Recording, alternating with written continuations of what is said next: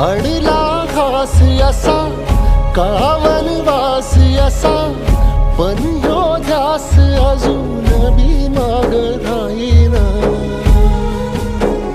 फिरला त्यो वासा घर, फिरलं नाही गड्या पाऊल, थकलं नाही गड्या पाऊल, थकलं नाही.